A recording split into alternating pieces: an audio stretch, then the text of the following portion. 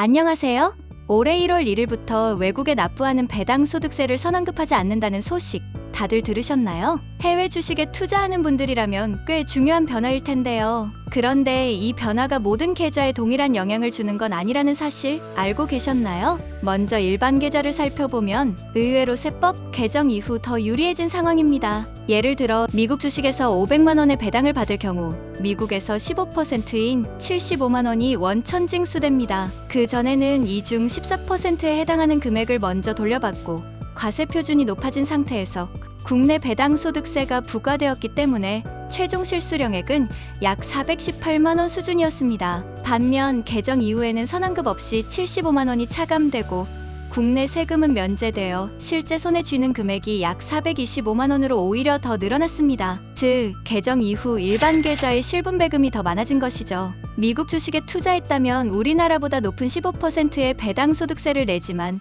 국내 세금은 면제받게 됩니다. 하지만 문제가 되는 건 절세 수단으로 널리 알려진 연금계좌와 ISA입니다. 연금계좌는 해외에서 세금 15%를 떼고도 다시 국내에서 연금소득세 약 3에서 5%를 또 내야 하는 상황이라 이중과세 문제가 발생하게 됩니다. 선환급 제도가 있었을 때보다 실수령액이 약 67만 원 줄어드는 구조이며 심지어 일반 계좌보다도 적은 금액을 받게 됩니다. 현재 정부가 이중과세를 막기 위한 대책을 마련하겠다고 밝혔지만 아직 구체적인 조치는 시행되지 않고 있어 혼란이 있는 상황입니다. ISA 계좌는 사정이 조금 다릅니다. 크레딧 제도, 즉 세액공제 방식이 도입되었기 때문입니다. 국내 과세액에서 배당소득의 14%에 해당하는 금액을 공제해주는 방식인데요. 겉보기에는 이중과세를 어느 정도 막아주는 듯 보이지만 개정 전보다 실수령액은 여전히 줄어듭니다. 특히 ISA는 일정 한도 내 수익에 대해 세금이 면제되는 구조인데